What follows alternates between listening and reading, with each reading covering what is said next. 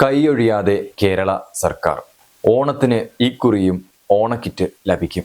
15 ഇനങ്ങൾ അടങ്ങിയ ഓണക്കിറ്റാണ് ഇക്കുറി വിതരണത്തിനായി തയ്യാറെടുക്കുന്നത്. സർക്കാർ ജനങ്ങൾക്ക് വാഗ്ദാനം നൽകുകയാണ് ഓണത്തിന് ഓണക്കിറ്റ് മുടങ്ങില്ല എന്ന്. ഇനി ഈ 15 ഇനങ്ങൾ എന്തെല്ലാമാണെന്ന് നമുക്ക് നോക്കാം.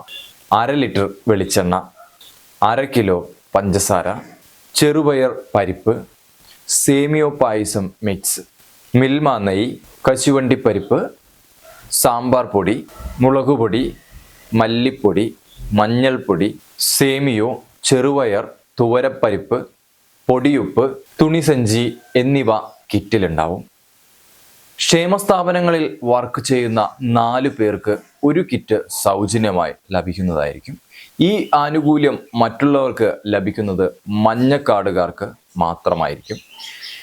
വെള്ള കാർഡുള്ളവർക്ക് 15 കിലോ അരിയും നീല കാർഡുള്ളവർക്ക് 10 കിലോ അരിയും 10 രൂപ 90 പൈസ എന്ന നിരക്കിൽ സർക്കാർ നൽകുന്നതാണ്. അതുപോലെ തന്നെ 94 ലക്ഷത്തോളം വരുന്ന റേഷൻ ഉപഭോക്താക്കൾക്ക് 29 രൂപയ്ക്ക് നൽകി വന്നിരുന്ന കെ-റൈസ് 25 രൂപയ്ക്ക് നൽകുന്നതായിരിക്കും. കേന്ദ്ര സർക്കാർ ഓണത്തിന് അനുവദിക്കേണ്ടിയിരുന്ന അരി അനുവദിക്കില്ല എന്ന് പറഞ്ഞതിനെ തുടർന്നാണ് സർക്കാർ നേരിട്ട് അരി വാങ്ങി വിതരണം ചെയ്യുന്നത്.